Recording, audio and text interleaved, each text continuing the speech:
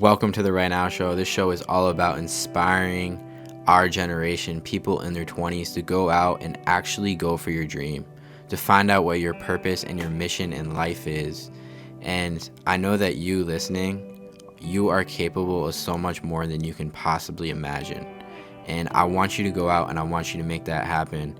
And on this show, we're going to bring on people that have inspired us, that are absolutely just crushing it in life and have overcome insane odds. And this show is called The Right Now Show because the only thing that is truly real is this moment. Let's get into the show. But yeah, we got Joshua Fields on today. We've been trying to get him on for a little bit now. Just an overall amazing person. I grew up playing baseball with him. I just know he's just such a good kid, bro. Like, no one once has said something bad about Josh Fields. Nobody. Not one person has said that. And if they did, they had a lot of issues with themselves, bro. So yeah. Josh Fields was known as the nicest kid. And in the high first school. word that comes to mind is probably like hustler. Yeah. I mean, he was always like the catcher, which is the hardest position on the field. In my opinion. Yeah, it was. I think everyone's opinion. Shit. Yeah, it's hard. Now you're like running marathons. You're doing a bunch of stuff, so it's good to have you on, man. Yeah, no, it's great to be here. I've been, kind of keeping in touch with you guys over the last couple months and stuff like that, and seeing what you guys are doing has really been really cool. And all of you guys have been kind of taking on different challenges in different ways, which has been a really cool thing to be. And kind of been going back and forth trying to work something out. And glad to finally be here. So definitely, yeah. So he did the what was it? The Buffalo Marathon. Yeah. Yep. But he did that with Nick Bear, right? Nick Bear was there. Yeah, so that actually kind of came up out of nowhere. We had done the Philly. My friend Austin and I had done the Philly half last year, so we did that in November, and then we kind of had like a month off just to kind of like recover, and then we kind of met up again at the end of the year, and we kind of just like, we should sign up for a marathon. We saw Nick Bear then had signed up for a marathon. We were like, why not? Buffalo's like 5 hours away. Why don't we just do this one? And then we just, in literally maybe like 30 minutes, just were like, okay, let's do it. And signed up for it January 1st last year. And then so we started the whole training plan that kind of went on. Some stuff happened to Austin. I got hurt a little bit, but it was fun to do that with somebody else that you're kind of looking up to, like following on like YouTube and stuff like that. You're seeing his training plan, and then you're trying to do your training plan. Obviously, he was going for a different goal than me, but it was cool to kind of follow along in real time and being like, oh, he's in this week of training and I'm in this week of training, and how different are we doing it, and how is he handling it, how am I handling it, and it was just kind of a cool thing. Yeah, you did very well too. What was your time? Final time, I don't know off the top of my head, I think it was 3:17, I think 16, something like that. That's rocking. That's moving. How long did you train for? I did a 16-week training plan. Okay. And I probably was running on and off, which started in February, but I had been running on and off since like January. So I kind of like kept going since the half marathon, but nothing really structured.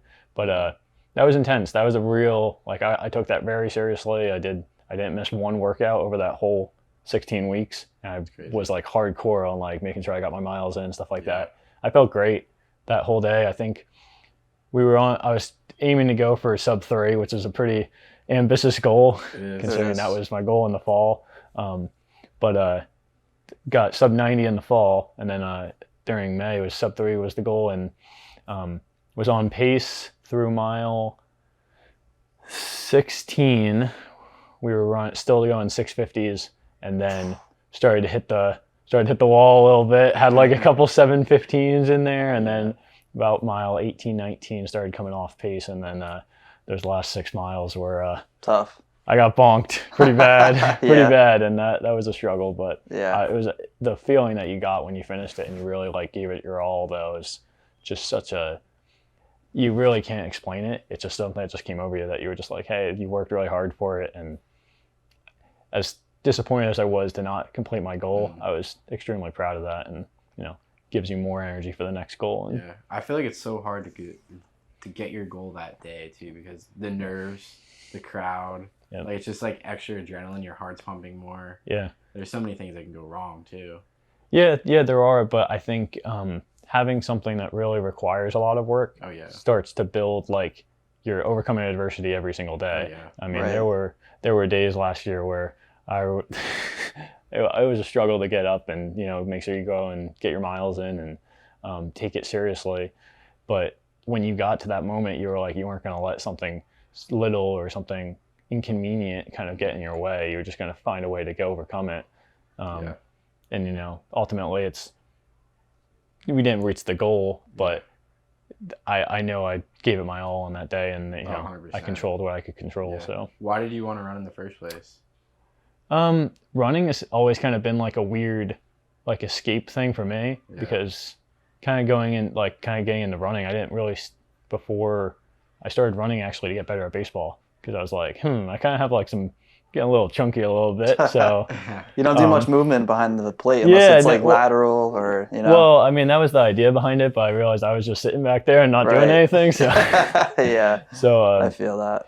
yeah, I mean, I started really freshman, sophomore year, started just getting outdoors and starting to run a little bit. I was cyber schooled, so I kind of had some time during the day. So I would just, in between classes, like lunchtime, I would just go for a run in the middle of the day. Started to build it up. I still remember running around the Bangor like cemetery and stuff like that. I couldn't do a mile consecutive.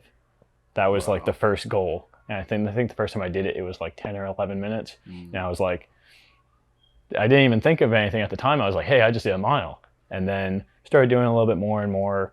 And then I guess it was junior year of high school, going into senior year, Coach Hartman actually said, he was like, we were doing a mile for baseball for some reason. And Joke. Shout Yeah. out to Coach Hartman. yeah, great dude. Yeah. Yeah, we were doing like a mile test, I think junior year. And I don't know why we were doing a mile test, but we did pretty well. And he was like, hey, you should try out for cross country next year. I think he was joking, but He probably was. probably was, but You were like, oh yeah. I was like, Took it dead serious. I definitely took it way too seriously. And then, so I started getting ready for that. And I remember running, and then I ran like a 5K during the junior year of baseball and did pretty well. I got like first in my age group, which nobody in high school was running it. So Right. it was like an 18 or a 19, which was respectable. But I remember showing up to the first cross country practice during the summer, and apparently I got hyped up that I was like really fast, and I was like a private school kid. I wasn't. Yeah, But so the first mile I go out like blazing, like a 5-minute mile on like an easy 5-minute, like a 5-miler, like practice. We were doing it at Knitters Hill, and so we're keeping up with like the coach and everything like that, and then like I randomly just got dropped. But Oh my god. yeah, but it was fun. It was fun. Yeah. But got into that whole thing, and it's just kind of been a way for me to kind of release. And in college I did rowing, and we can kind of go into that a little bit more in baseball definitely. and stuff. But getting back to it now, it's just been a good way to just kind of like unwind and stuff like that. Yeah. So So take me back it's a good way to challenges. to like when you were going. I think you were homeschooled, right? Yeah, of the so time? so I was homeschooled through 6th grade, and then cyber schooled 7th through 11th, and then public school. So what was it like being homeschooled? It was interesting. There definitely was a lack, maybe a little bit less structure, obviously, than going to public school and stuff like that. But it was cool just to still be able to interact with everybody and stuff like that. And growing up, we were kind of a closer knit family when I was younger, and then parents got divorced and stuff like that, and that kind of led then to the cyber school movement and stuff like Gotcha. that. So. I want to know where like that hustler mentality comes from, because you've always been like that. Like even like in Little League, you were always like that. Like you always showed up on time. Like you were always hustling. You're always kind of a leader on the team. Where did that come from? I think a lot of I appreciate the kind words and stuff like that. Yeah. I think the basic thing has just been being accountable for your stuff, like controlling what you can control, and looking forward to, I know when I was homeschooled, I was looking forward to going to practice. Like baseball was something that I thoroughly enjoyed, and maybe it was because got to get out of the house. It could be Right. something as simple as that. But when you were there, it was something that, hey, I'm playing baseball. I can immediately see how my results. I can, I'm playing on the field. I can get better. I can do something to get better at this. And maybe play baseball more often. So Right.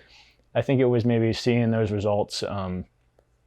Interacting with everybody was just always a really enjoyable thing. I thought communicated well and enjoyed spending time with other people pretty well early on. But yeah, I think that was if that kind of answers the question. Do you have like a lot of mentors or anyone in particular that like really helped you with that?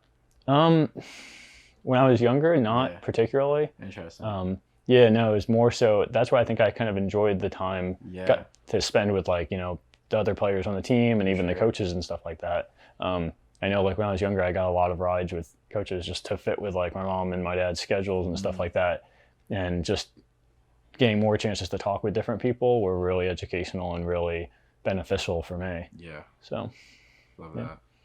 Yeah. I have a story I didn't tell you about. Oh yeah. Yeah. Oh no. No, it's he goes on no.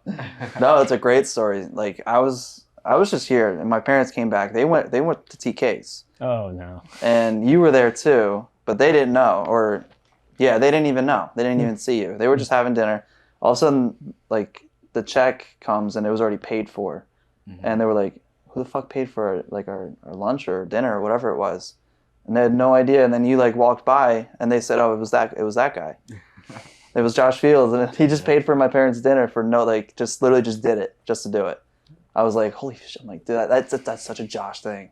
Right. You know what I mean? Like that's just literally what he does. Like he hasn't even seen him. He's like, hey, Coach Brian, because I don't know if he used to be your coach. Yeah. So we actually he was the coach during Cal Ripken. Right. Yeah. When I moved to Cal Ripken. Yeah. He goes, hey, I appreciate all you did, Coach Brian. He's like, I love doing it too. He's like, you didn't have to pay for my dinner. That's great. But yeah, that's really like, I thought that was amazing. I heard that and I was like, oh, I got to bring that up on the podcast because that's like, that's such a thing he would do. Yeah. That is so cool. Yeah. Well, thank you for doing that. Cause that's amazing. Like just literally just very selfless and like just giving back, even if you don't have to, because you don't.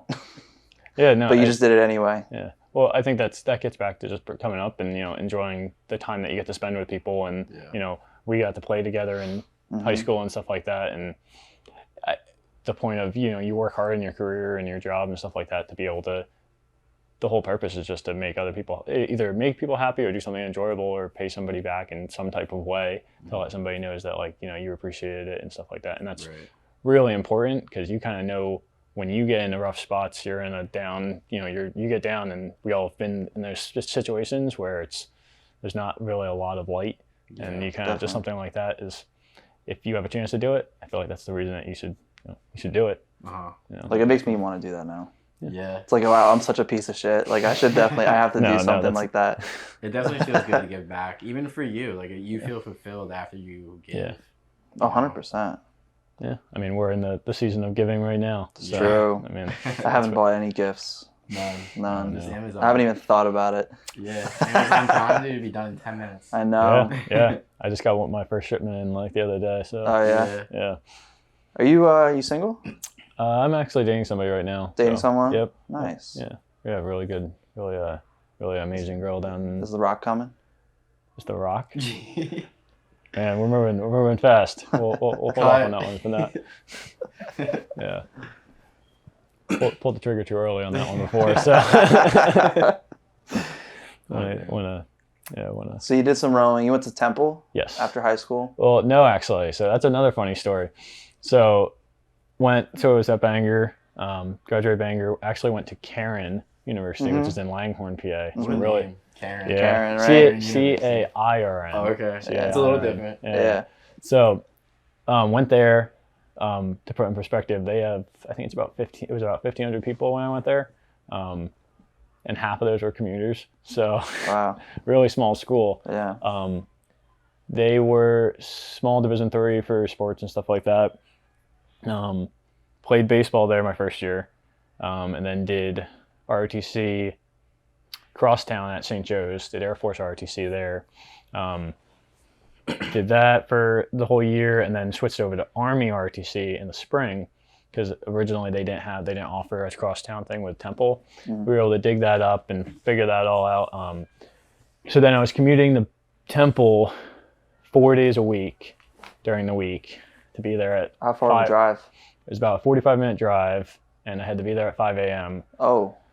4 days a week. Oh. So that got kind of rough. Yeah. So that freshman year of college was pretty hardcore, not gonna lie. long story short, I ended up transferring to Temple in about June or July of that summer, and it was fully set on kind of like going to Temple, focusing on school, RTC and stuff like that. From a baseball perspective, I could barely even throw a ball after that freshman year. There was just so much that we just played so much, and it was just the point where Your I was arm like, was messed up. Really? Yeah, there was just no. I mean, I had a bad arm in high school. Yeah, you had an injury. Yeah, I tore remember. some stuff freshman year, and then by the end of freshman year of college, it was to the point where it was like Too much. It was just you try to lift it up, and it was hurting. It was like Oh. yeah, it was yeah. So it Damn. would have been fun to play some more, but it was for the best. Yeah. Was getting ready to transfer over there. Was doing well with the RTC stuff. That was the plan. And I mean, I think that kind of gets back to some topics of like, you think you have a plan set up, and then life just switches on. It flips upside down. It does. Yeah, it's the lows of the highs. Yeah. Yeah. So I had a really high, like, hey, I have my life figured out. I'm gonna do all this stuff, and then had some medical problems, and then back to square one, and missed the first 2 weeks of school there. And then I was like, well, now I'm stuck. I say that. Stuck with, not having a sport for the first time in my whole life, and in a city. I've never enjoyed cities that much. Ironically, Especially Philly. Yeah. Ironically, picks to go to Philly Right. for school. Yeah. So I was there for about half a week, and I was like, this is gonna be rough. Half a week. So I missed the first full week of school, Right. all the classes and stuff like that. Oh. And then I missed I think I got there on Wednesday of that. So it was, moved in on the Wednesday, the second week of the school year. And so I did the first 2 days, Thursday and Friday, and I was like, this is going to be bad. This is going to be like, it was just so weird, just a culture shock. You started right in, like, behind, Yeah. too. Yep. So Started what were you behind. like thinking in that situation? Were you like, yo, I don't know if I want to do this, or? Oh yeah, definitely. Yeah. I think everybody, I don't know if maybe not everybody, but like going to school, transferring schools, you're kind of like, you're still trying to figure out what you want to do. Yeah. I'm still trying to figure out what I want to do. You start to get better at it and find stuff that you enjoy. But when you're that young, you're really trying to figure something out, and you're doing a major, and you're like, this is what my life is going to be. And it was tough. It was like definitely not an easy situation because there's so much uncertainty. Right. It's unsettling not knowing, like, what's Oh, going yeah. to happen. Like, Yep. that's what we should be doing, though. Like, especially so Yeah. young, trying out different things. Just as Yeah. much as you can. Yep. And that's honestly where you find success later. is Oh, when yeah. You already find something that you really want to do, Yeah. and you just put all your work and the work ethic that you build from it. Yep. And then you just put it right into that. Well, I think it builds up that, like we kind of touched on earlier, like the adversity. If you're used to overcoming stuff, it just helps. The biggest thing is like just problem solving. Yeah. Mhm. And I see that kind of what I do today. My whole job is, you may have a title or something like that, but at the end of the day, you're just solving problems. Right. Right. Whether it's a financial problem, or it's a management problem, or it's just some random thing. You're just, okay, that didn't work. What's the next best option? Mhm. You're solving that. So You just have to have that mentality, like, I will figure it out. Like, Yeah. there's no, like, that's the only option. Yeah. What do you do, by the way? All right, so I'm a production and supply chain manager for an avionics company. So we do SATCOM, we support SATCOM systems. So we work out by Lehigh Valley Airport. So Got it. What do you do? Like, what are your activities that you do every day? So I assign all the projects that we're currently working on. So I schedule all those out. I talk with vendors, make sure we have all the parts, oversee all the the purchasing department, make sure we're getting the right stuff. We do aviation stuff, so there's a lot of quality that goes into that. So we get like quality audits and stuff like that. I do some of the internal auditing and stuff like that. So a wider range of stuff. Yeah. Do you enjoy it? I love it. Yeah. Yeah, I fully enjoy every single thing I do at work. So That's hard to say, too. Like, a lot of Yeah. people can't say that. No. yeah, and that's something like I always struggled with. Like, I had multiple nights where I'm talking to a multitude of people, and I'm just like really down because I didn't know what I want to do when I grow up. And Who does? like well, that's something that's hard to tell yourself when It you're is. young and you're trying Rare. to figure it out. And when you find I think that ability and overcoming all the adversity of trying to not knowing the answer has got me to a spot where I'm in a spot where every day I don't know the answer, but it's like a figure it out type question every single day. That's what gets you up. Yeah, and that's the fun part because I know I can solve them. Mm-hmm. I don't know what the answer's going to Because be. you've done when it before. Yeah, it just keeps building and building, and now it's more complex. And now you show a question that I handle a day like today to first day Josh, and he's gonna be like, I don't know, I have no idea what to do. Yeah. But the confidence builds, and your ability to overcome adversity, it builds as well. Mm-hmm. So Right. yeah. What would you say to those kids out there that they're in their late teens, early 20s, that they're trying to find their purpose? What would you tell them to do? So don't sweat that you don't know what you're doing. That's a loaded question. Don't sweat that you don't know what you're going to do. Don't let that keep you up at night, but make sure that you're doing everything that you can do to answer that question. Okay. So you may not know, okay, I don't want to do engineering or something like that, but still explore every single possibility, still try to figure out like a solution. Yeah. It's always good to be like, hey, I want to go to school. I'm going to be a mechanical engineer. I'm going to graduate from this. I'm going to work at SpaceX and I'm going to make this much money and blah, blah, blah. Mm-hmm. But when that doesn't work out, when you haven't built up that adversity, you're going to be crushed. Yeah. And even though you're fully capable and you're extremely smart, if you don't have the right mindset, you're not going to take off, rather than maybe another kid who maybe didn't know that and built up that adversity and kind of like explored all of his options or his or her options and, really was open to adapting. Absolutely. So definitely just keep your eyes open and keep hustling. Yeah. Absolutely. So yeah, it's fun stuff. Oh yeah, definitely.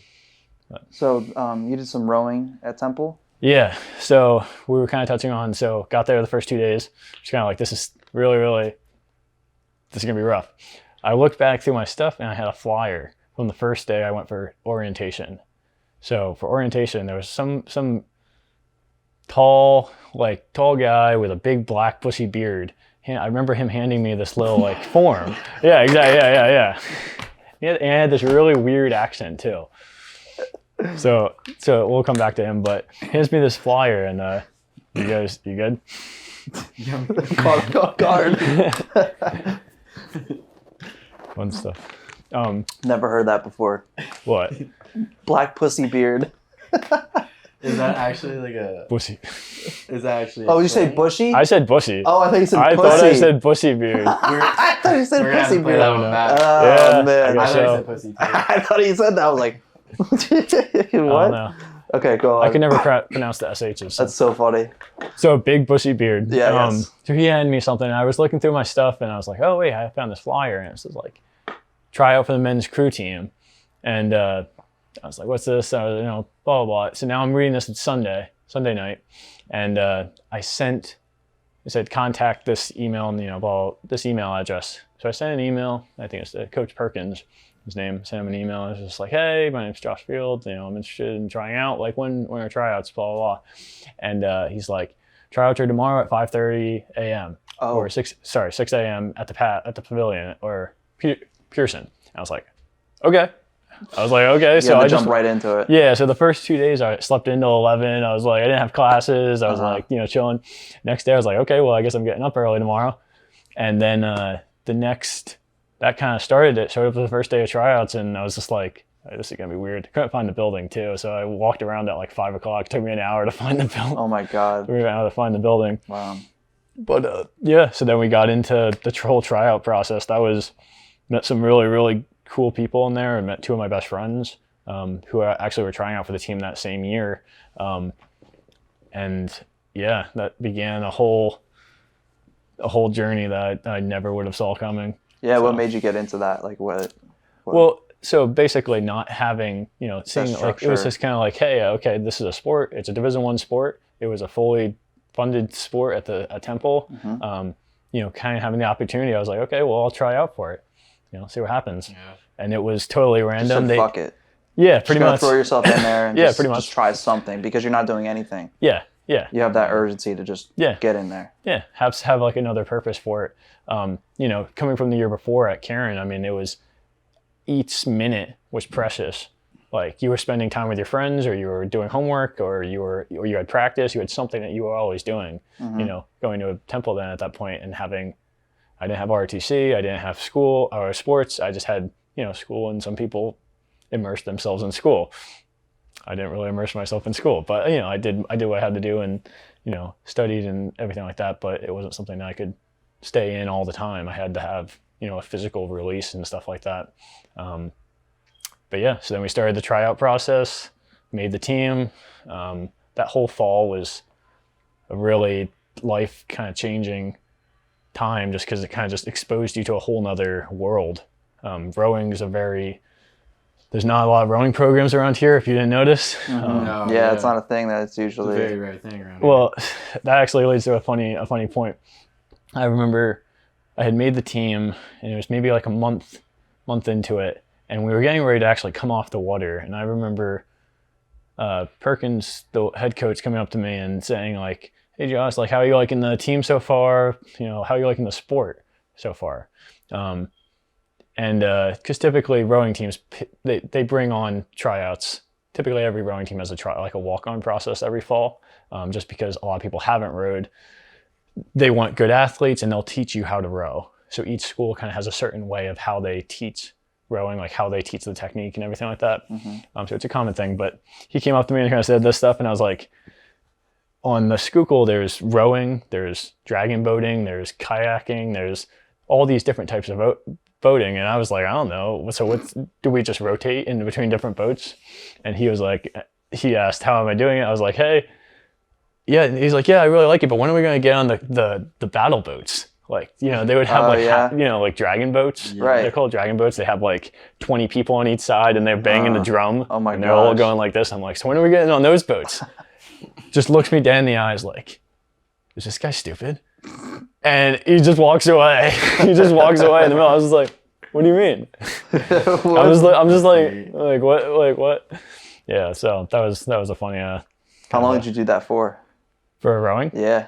I did it my sophomore year, my first year at Temple, my junior and my senior year. So I You did did 3 years. Yep, 3 years. It's a pretty brutal sport, right? It's rough. That is the hardest sport I've ever done by far. Wow. Yeah, by far. Damn. Why? It is the physical strain that you put, like, it's a weird sport because it's not as impact as running, because you're running, you're putting the pressure on your knees and stuff like that. It's not as like maybe a tactical as baseball necessarily, like where you're every Hand-eye pitch matters and stuff. coordination. Yeah, hand-eye coordination is really It's just important. one motion the whole time, basically, right? It's one motion the whole time, but you're just trying to perfect that motion. You're never going to have a perfect stroke, but you need to be as close and as efficient to a perfect stroke as possible every single time. Yeah. And you're not working endurance muscles. You're working endurance and you're working power at the same time. And like a big misconception is, hey, you're a rower, you should have big lats and a big back, and stuff like that. It isn't that. You see the really good rowers, they have huge legs and like a really strong core and like, beanpole arms. So it's a really weird, it goes against your like initial expectation of the sport. Right. So, but Big, it's big in cardio? huge. Okay. Huge in the cardio. A typical workout was for us every morning was like a steady state day was 4x5K with like a minute rest. So you do 5,000 meters on the rowing machine 4 times with a 1 minute rest in between. How long does that take? Typically you would hold, 154 like average split. So a little bit over, it's about 20 minutes per 5K. So an hour. So yeah, that was a steady state day. That's fucking hard. And then you would be doing, 6K tests was a common one. That was a fall test, 6K, 10K. The big test that you always did though in rowing was a 2K, 2,000 meters. That's the racing distance. That's the typical racing distance, at least. A 2,000 meter race is the most pain you will ever be in. Like running the marathon, doing all the other stuff. A 2,000 meter row on the rowing machine, all out, or in the boat, all out, will like have you seeing stars no matter what. If you do it correctly, you're gonna I be kind of good. want to try it now. Yeah, don't know. I've definitely. done a little bit of definitely rowing like at the gym, but Yeah, nothing like where it's times, Yep. the distance. Like I would just go for like 10 minutes, just, an Warm up. average, Yeah. like an average thing, and that was it. yeah. But like if you go hard, Oh yeah, I can only imagine. yeah. Is there like one memory that you can go back on, like with rowing? Oh Just, yeah. like, jumps out at you. There's a couple specific ones that will always stick with me.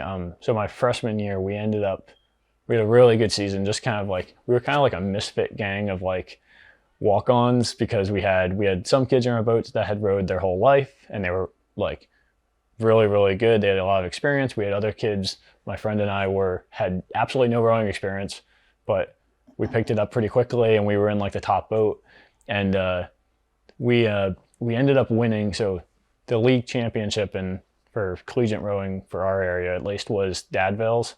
That was like the big race, like I think it's the biggest collegiate race in the world or in the country for sure. Yeah.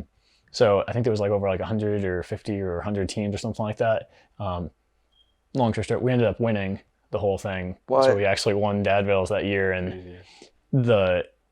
I specifically remember the point in the race where we were facing a very fast Delaware team that was much smoother than us, much more efficient than us, but we just kind of had our like Willpower. we just kind of They had yeah the dog. yeah had yeah we the just heart. kind of had the big power wagons in the middle and just Yeah. Shit. we all clicked on the right time, right at the right time, and I remember specifically in the middle of the race, like the moment where we just kind of started walking away, and then we ended up winning. And that feeling, that crossing the finish line, I didn't think I could ever like be that exhausted ever again. Like it wasn't like midway through the race you were done. Like you could have just stopped and just been like, Yeah, like I'm done. yeah, just Wow. somebody get a baseball bat out and just Fucking hit me. yeah. End it right now. So when you're Yeah. going through something like that, like what's your why keep going? Is I there th- something that you think of in particular?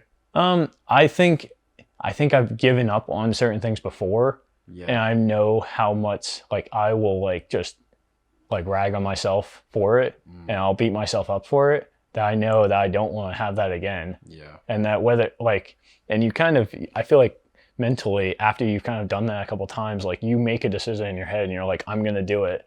And you just go all in on it. Yeah. And it's, for better or worse, Yeah. but at least you can say, hey, we went for it. I mean, the thing with to go back to like the marathon, that was, I kind of, in my head, I started getting some creeps in my head around the halfway mark. I was kind of like, I probably could start leaning off a little bit and maybe hold on for a little bit longer. But in my head, I was like, I trained to try to get this goal, Right. and I kind of went for it. And I know if I would have leaned off on it, I would have thought it was a failure, even though Yeah. I'd missed my time by a lot, or maybe I went a little bit faster. Right. But it's just something where you fully went for it, and you can kind of look at yourself in the mirror and say, hey, Yeah. we'll do it next time, but we Absolutely. tried. So So you're someone who has a lot of discipline, a lot of consistency. But have you ever heard the reference of like the inner bitch in your head? oh yeah. How do you overcome that inner bitch like day in and day out, or do you have some bad days? I think people would be really wrong to say that nobody ever has bad days. I Yeah. feel like that's a big misconception. I mean, you're gonna have bad days, but it's how you kind of respond from that, how you minimize those bad days. Right. I always, maybe it's the little voice talking in your head where you're trying to avoid, you're trying to do something productive even on a bad day. So then you can still look at yourself at the end of the day and say, hey, okay, this is what I did. Like it can be as small as making your bed or something like that, Right. where you get those little victories and they compound and they get bigger and bigger. I think it's mainly just going for it again, getting back to being accountable, and you went for it when you did something, whether that's getting up and going to work and doing your best and stuff like that. It's always easy to maybe just go to work and just kind of be like, hey, I'm not really feeling it. And then you just kind of coast. Okay, I missed the gym in the morning. I overslept. Okay. So I get to work, and then now I'm just like, okay, well now I'm kind of reeling. I'm kind of like, rather than you just say, hey, focus up, this is what we're gonna do, and then you Right. get you get yourself back in sync. So I don't know if that kind of No, yeah, Not a lot of people have that self-talk though. It's gone. They only Yeah. act on their emotions. There's no like actual like control and like how they act. Like it you have to have that like that discipline that you have, like that 16-week training program to go up and do like not miss a single workout and stick to the complete plan. Yeah. That you're not acting on your emotions, because you're gonna always feel terrible one day and then good one day. Yeah.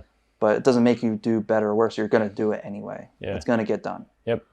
Yeah, and again, that gets back to, taking the chances and maybe trying and failing. You know, being on a sports team and maybe missing a workout or doing something then not to your fullest potential, and then understanding like, hey, wait, why did I do that? Or why did I not do that? And then how are you holding yourself accountable? If you're saying, okay, well, I missed the workout, I'll make it. It's not a big deal. I remember there specifically some days during crew season, like it was an optional, like get some steady state in, and like I would like beat myself up if I missed it. And I was like, okay, it's optional, but I was like, I should do it. I definitely should do it. I need to do it. I'm not as good as this person, so I need every rep I can get. So I'd go there at 8:00 at night. For better or worse, probably didn't help me, but mentally it helped me. So that was something where, maybe it didn't help me the next day when we did a 2K test and I blew up, but mentally I was able to say, hey, we went for it and we tried. So, I was able to look at myself after, kind of be What do you think happier with it. the difference between failing and quitting is? Failing and quitting is? Failing and quitting.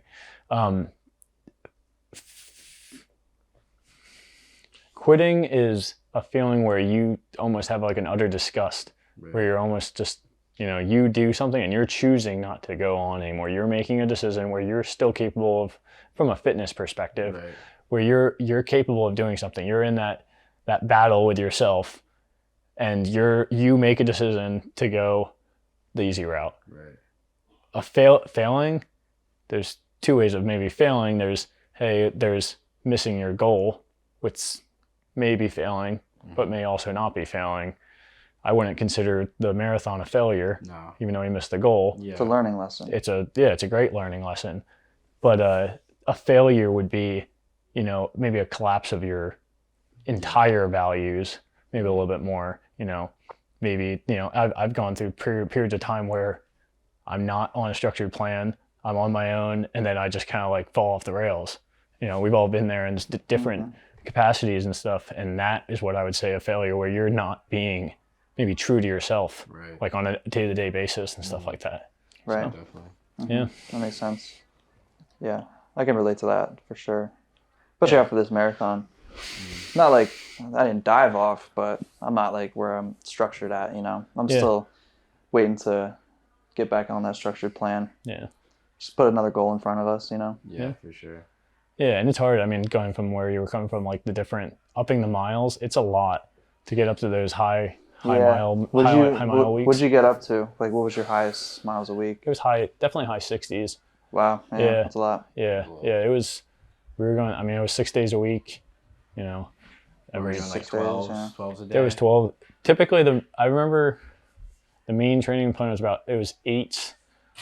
8 was standard. Like 8 was like every morning, it was like an 8 mile, or Wednesday would be anywhere from like a 10 to, I think, up to like 13. Wow. 8 to 13 early on. That was a midweek run, just a easy long run. And then Tuesday, Thursday were like speed workouts. Easy 5 or rest was Fridays. And then Saturday would be some type of hill workout, or it'd be an easy run, and then like a test would be on Sundays, or a really long run. So it would be like a half-mile time trial, or it would be, there were like 22-mile long runs. There's so many different plans that you can do for marathons. Oh, yeah. Some of them say you shouldn't run more than 20. Some of them say you should run, 20 miles 5 times over the period. So yeah, it's really different person by person. Yeah, different. yeah. Did you meet Nick Bare? So I knew he was running it, and I was a big fan, still a big fan of him. has a good mindset and just really good content that he puts out. Definitely. So I was kind of going in there, like I kind of picked the race because he was running that one. I was like, hey, that would be cool to kind of see him run by and stuff like that. So we got to the starting line. I didn't see him the first day we got there, like on Saturday night. So we went Sunday morning. We're getting ready to go out. Like I'm walking down and getting ready to the start line.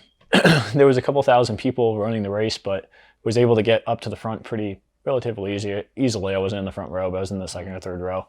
And I kind of look up. My dad was there, and he was like, I was just talking to him just before going off, and I kind of look over. I'm like, oh, wait, who's that guy right next to me? Like 2 people over, and it was Nick Bare. Yeah. I was like, I was total fanboy right there. Like you're like a little child. Oh yeah, no. Yeah. And I was like, oh shit. I was like, shit, he's here. Yeah. And I was like, in my head, I was like, I got to see him. I was like, I know he was going for 250, like sub 250. And he did, right? He did, and he's. If you meet the guy in person, I think he was like 185 at the time or 190. Yeah. I stood next to him. I was 208 at the time, 205. Oh wow. So I was, I had 10, 15 pounds, about 15 pounds on the guy. Yeah. And he was built. Like that guy was like, that guy was yoked. But, so we saw him at the start line. Didn't get to talk to him just because everybody's in the zone at that point. Right. You're getting ready. We get to the end of the race and he got like a 248, I think, something crazy. So that's a 625 pace, something like that. Wow. Oh my God. 626, something like that. But so we run there and I got finished at 317 and I was, beat. I was exhausted. I walk out, I'm waiting for my dad kind of to catch up and, meet up. It was kind of like a weird finish line. And I sat down on a step and I was waiting and I saw my dad. I got up and we were kind of talking. We were like, well, I don't know what to do. Like, where should we go? Maybe we can go over to the stand. And I looked down the street and right there was like Nick Bare, like just an opening opened up and he was just standing right there. And I was like, so I summoned up every will and wobbled down. And I was like, yeah. And I got to meet him and it was awesome. I mean, that was like a dream come true. I mean, just meeting the guy. Yeah. So nice, so professional, so nice. Like the first thing he asked was I was like, hey, I'm a big fan. Like I just ran the race, and the first thing he asked was hey, how do you do? Blah blah blah, making small talk and really but he actually cared about what you did and that you were actually you gave it your all and stuff like that. And it was, definitely some people say meeting your heroes is sometimes a disappointment. That was somebody that was really a big inspiration. So.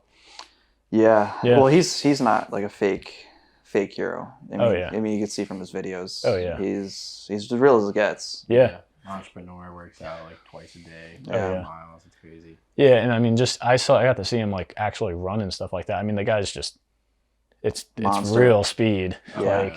That's crazy. Yeah. So it was really cool. It was definitely a cool experience. Everybody in there, that whole team that he had there was extremely nice and really professional and stuff like that. So yeah, it was.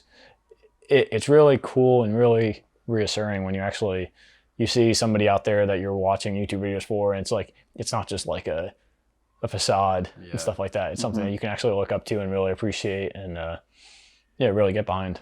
Definitely. Yeah. Yeah. You see someone on TV and it actually comes into real life. Yeah. Definitely. As much as the Liver King was my true hero, I got earth-shattering news. You're actually a fan? Oh no. I was gonna say you were actually surprised too. I mean, I don't know. There's Are you big into recovery and diet?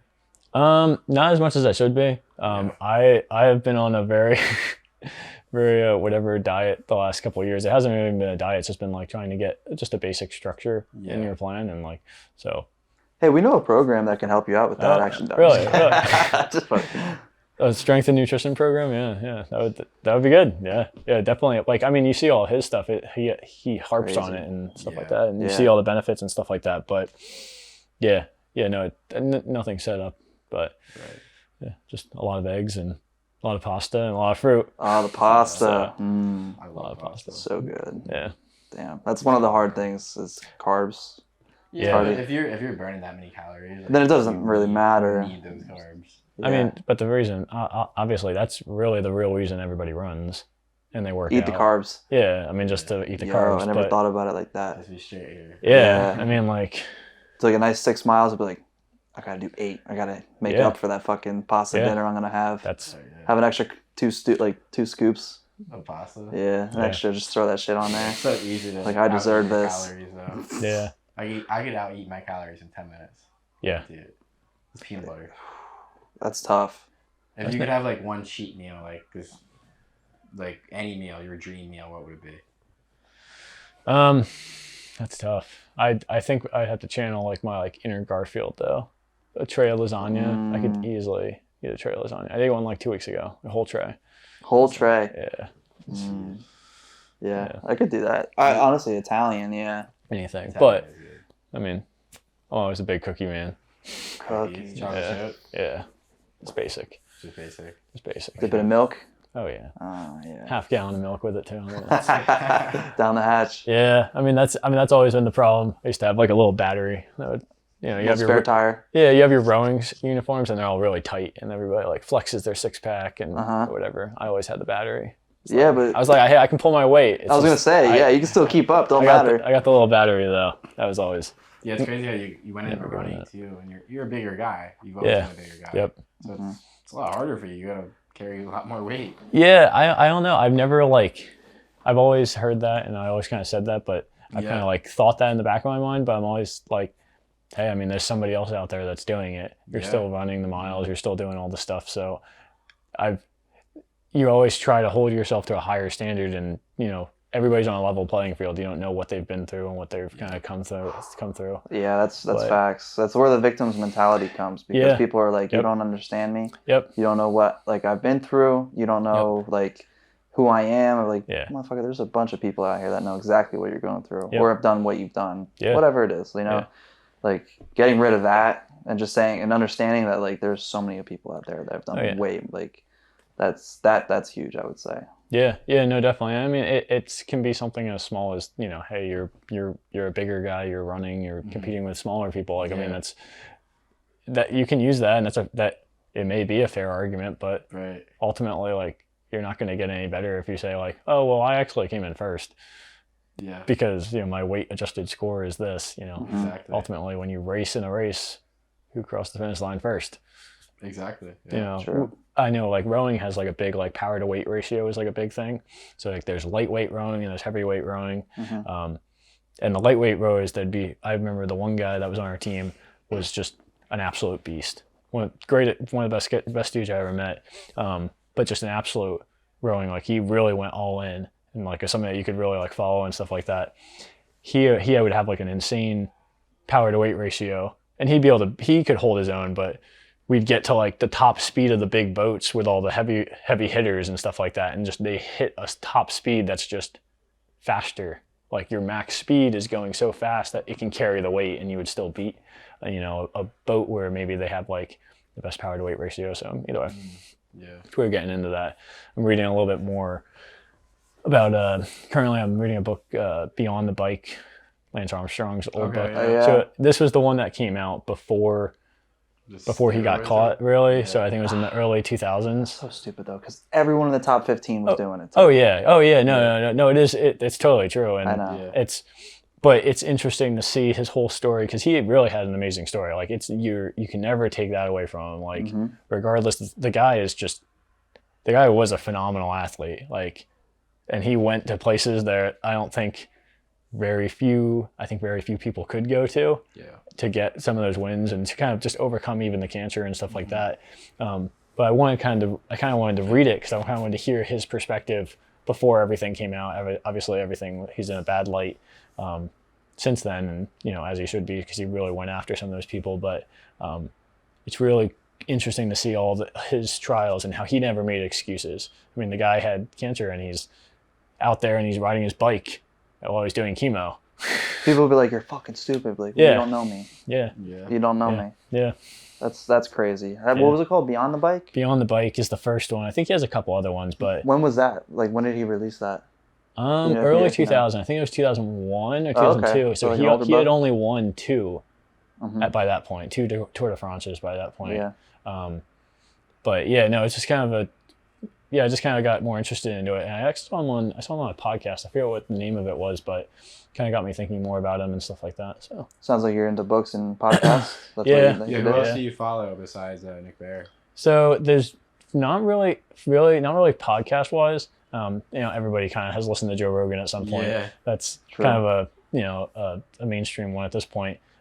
Mainly just a lot of audiobooks and stuff like that. Not really. It's kind of like a What kind of Just stuff do you like to whatever's listen free. to? Typically I've been moving more to like finance stuff, personal help stuff. There's a lot of different ones like that. Kind of expanding your mind on how you're choosing to use your time. Trying to get the most out of both the best return on not just your assets, but also yourself as well. So Absolutely. yeah, trying to keep something going. But reading, there's a wide variety. Something like a Lance Armstrong biography to, Good to Great. I just finished up rereading that. Just really how you're working with other people and how you're kind of transforming your team, whether that's at work or that's your friend group or whether that's your, relationship with a significant other or your family or anything like that. So, or really you're taking yourself. Yeah. Trying to, Yeah, you seem like a very team-oriented person. I mean, because you're playing, like you're doing baseball, rowing, except for the running. That's more of like a one-person solo type thing. yeah. But yeah, you seem like a very team-oriented person. I mean, you were always, when you said he was a leader, especially during baseball. I mean, the catcher's always a leader, and I mean, he was a leader for sure. Like everyone, would always gather around him. He would always be that type of person to speak. You would listen. Yeah. And that was a great time. I had a lot of fun. Yeah, it was. That was a good combo back then. Yeah. Back then. And I mean, you have the same experience, really, kind of growing up, and you were a catcher too. You kind of went through that whole experience. I'm not gonna lie, I did. Yeah. Yeah, I'm not gonna lie. I definitely regretted catching because that shit fucked my knees up. Yeah. And, yeah. It was great. I mean, it's hard. It was hard as hell. Yeah. He had I think no balls passed, maybe one, I think, but it wasn't even your fault. No, there was one, but it wasn't your fault though. It was like it was a throwaway. There was no way. You could, he's like, okay. It's like, yeah, you're lying, dude. Okay. Yeah, no, it's obviously a demanding position and stuff like that. And, Yeah. But even I remember the senior year. I remember you were coming up, having somebody who was a very capable catcher coming into that season. Made me want to practice that much more. I was fully aware that you were coming, and you were a very good catcher at the time. I So made a good impact then. Yeah, so I was Official, going into the off season. I was like, hey, I need to make sure I'm in good shape and make sure I'm Definitely. actually not just coasting into it and taking any reps off and stuff like that. Which is Yeah. you build up better, and then obviously. For me, I was like, I want to play, but I'm like, Yeah. he's so good. I was like, he's so good. I'm like, I want to play, but fuck, he has to play. There's no way. I mean, and his bat, your bat was great. You had what, the highest average, I think. That was that. I don't know what happened that year, but everything started landing. Just You had the dinking in best year. holes. He had literally the best year. Dinking- What was your average? It was something crazy. I don't know. Tell me it was I think over 500. I think so. Yeah. Bro. That was everything started just falling in there and stuff like that. And then I mean, Carson had a great year that year. Yeah. It was. I mean, it was. That was your senior year? Yeah. Mhm. It was So it was like his last hoorah. yeah. Yes. Yeah. Hell yeah. Yeah. That was That was a fun year. That was a really fun year. were we undefeated for the we whole were season? undefeated for the regular season. We won the Colonial League, and then we lost to Parkland in the semifinals Right. on a two-run home run. Yeah. No, out to three-run right home field. run. Three-run home run. It was Yeah. a right field. That was a Hit beeline. the same thing twice. I know. Yep. Yeah, I remember that. It was the same pitch. It was the same pitch, but it hung up a little bit, and it just went. Was it a curveball? No, it was that knuckle curve. Oh, it was a knuckle Yeah, curve. Oh my yeah. gosh. Little thing. Carson. Carson was throwing that game. Yeah, so I mean, we lost with we had our best on the round. It's just, I mean, that was a great swing that guy had, but it was just it's always whatever to think about those. Yeah, but no one ever thinks like a school like Bangor is gonna ever go to like that far, Yeah, especially like Well, baseball. I don't Yeah. think we were really known for No. baseball ever, yeah, really. Nope. So that's like something in its own. Like legendary. Yeah, I mean, I still remember us winning the Colonial League and then coming back and we went to the prom. Right. No, the senior night. It was like senior dance night or something like Uh-huh. that. Yeah, Yeah, something like yeah, that. I That was fun. remember We just that. ran around the floor, and then just ran out. That was it. But that was fun. Yeah, that was a fun. That was a good time. But Yeah. I mean, even then though, I mean, that year we had also played them in basketball. That's That was right. good I remember that you season played too. basketball. Yeah. Yeah. You got thrown in here and there, I think. Oh yeah. I got some minutes in there. Hell yeah. Yeah, I got state points. Yeah, that's right. I remember Yeah. that. I was there Yeah. for that game. Nice. Yeah, that was awesome. Yeah, I used that. Yeah, you had a very, very successful athletic career, that's for sure. And it's still like you're still going. Yeah. Doing It's- it even after doing like organized stuff. Yeah. You're still doing the thing even after. Yeah, what are Gotta your stay future busy. goals that you have? Yeah, so I'm actually this 2023 is gonna be a fun year. It's gonna be a big year. Oh, So Yeah, you're playing yeah. something big. I know Nick Bear was doing that. well, You want to I do a mean, 50 miler? that's on the list, but not next year. Not next year. It's not on the not on the plan next year. All right. Gotta save some things for Are later. you doing a 50 Does miler? it start with an I? It does. What, full? So later in the year, that's the plan. What, So- which one? So right now, signed up for the Penn State 70.3. Okay. So that's the half. In July That's, 1st? that's the 4th of July weekend. Yeah. So yeah. I think it's the 3rd, technically. And if anyone no one knows what we're talking about, Ironman. Yeah.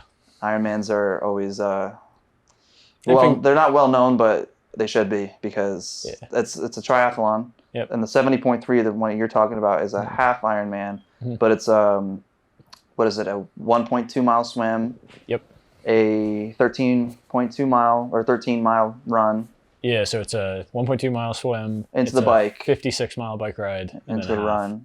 Yeah. Yeah. So that's the half. That's the 70.3. That's typically the racing, some more of the racing distance. Right.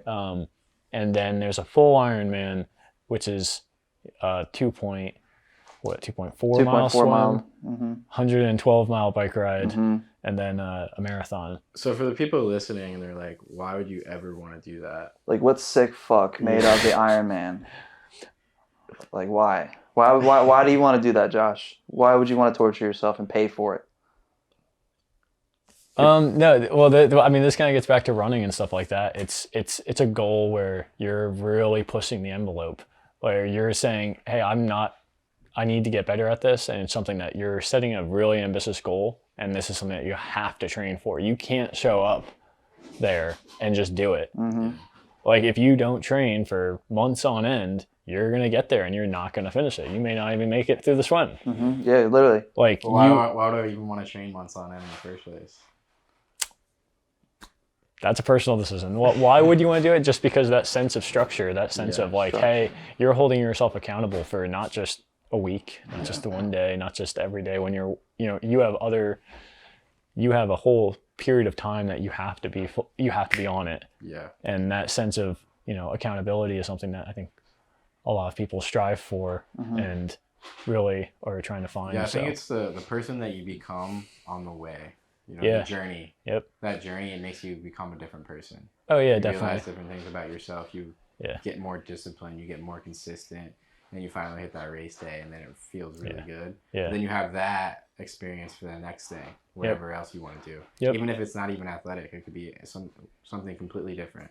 Yeah, and it's again getting back to that, like overcoming adversity and some stuff like that. You're building that resilience, and there were stuff that I know happened when I was growing up that may have contributed to like maybe pushing through on the running, and then there's stuff that I've done running wise that has helped me overcome addictions and overcome problems that I've had out of running and stuff like that. Yeah. And because I know I can handle that, I know I can, overcome them. It really translates to more than just a sport. So sports are just a tool to, help you improve on life and kind of improve your well-being. Definitely. So You have some good prioritization skills. Like, you have to prioritize this. Like, because if you have that type of goal, it's Yep. very ambitious. Yep.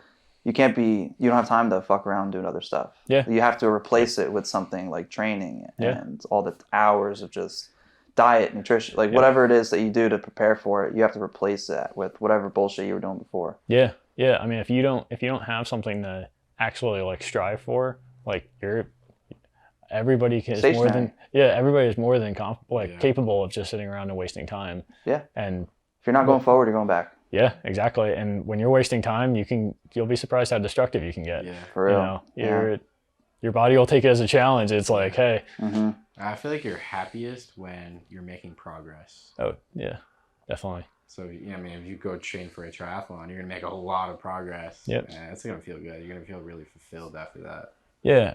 So a book that I read that I highly recommend is a really short book. Admiral McRaven wrote it. He was a Navy officer. He wrote it, and it was just called "Make Your Bed." And it was basically a explanation of his speech at the Texas. He was the I've seen that. commencement. Yeah, he was the I've seen that commencement speech speaker. before. Yeah, you heard. So the book is basically just it's an elaborated version of. He elaborates on the whole stories, all of them. So it's like 20 pages of each topic, and it's just making like small little goals every day that you can accomplish. And those, you wake up, you make your bed. Okay, now you accomplish something right away. Okay, well now you make breakfast. Now you did this. Now you did this. Okay, now you did this. Now you can face on the challenge. Hey, I have a meeting at work. Okay, we overcame that. We presented. We had a presentation. We did well. I have a workout after, and then it just builds and builds and builds. Momentum, Yeah, and then once you have momentum going, I mean, anything's possible. Yeah. So Absolutely. You're it's playing just that like, full Ironman, huh? so yeah, that's on it. That's been a bucket list for a couple years now.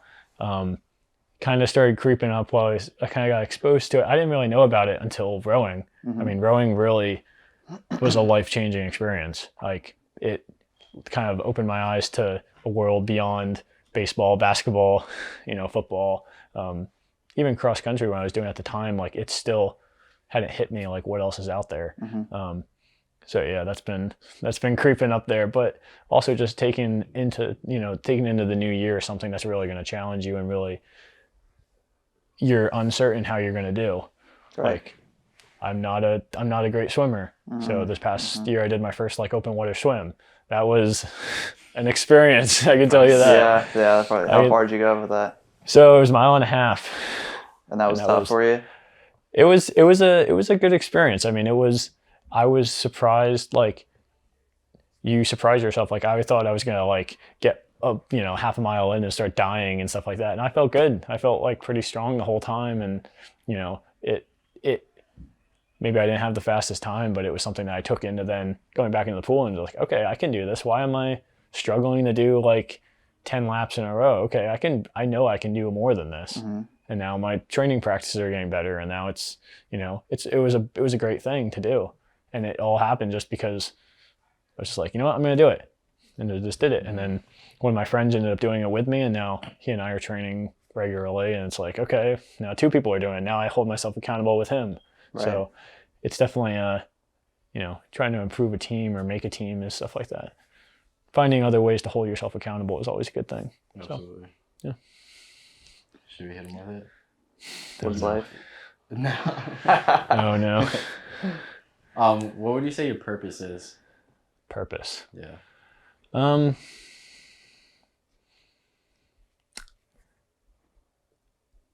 mean, man, you're hitting some really deep ones. I think what I've kind of saw throughout my life has kind of been lining people up with what they're kind of supposed to be doing, whether to help us kind of achieve a goal. I think something that I've noticed with like sports and then something even with work is something, and just random conversation is like, I've struggled to find like, hey, this is what I'm supposed to be doing. Like this one specific thing is what I'm supposed to be doing. It's kind of going into a situation where I don't know anything. Like, I'm not the smartest person at math or something like that, but I can communicate well with the person that is. And I can kind of say, hey, I need you to help me with this. And that person completes that task. And this person, I can connect those people together. So I don't know, maybe I think that kind of is that kind of like the mediator of like, hey, I know and I can communicate well with some of the people and that kind of to solve problems. So I think that brings those people together. I've noticed that that's probably been the most common thing that I could probably say. Basically kind of just like getting the job done no matter what it takes. Yep. Yeah, that's a good way to say it. For sure. Yeah, and kind of how you're building relationships with people and how they want to work with you. Yeah. Because they know, I'm going to try my best and do everything I can to try to give them what they need to accomplish their job, and vice versa. Then they Yeah. try their best in return.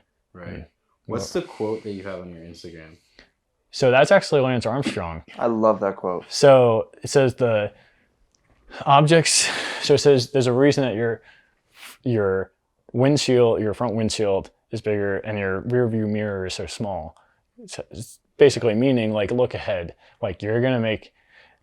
So I kind of picked that quote randomly one day, Yeah. and it was I was kind of in a rough place like mentally, and I really was just struggling with like how I was doing, and I was struggling with like thinking of stuff in the past. Like really, I was in a really, really bad spot, and it just kind of was like, hey, like I was starting to dig myself out, and I was like, hey, like I'm looking forward.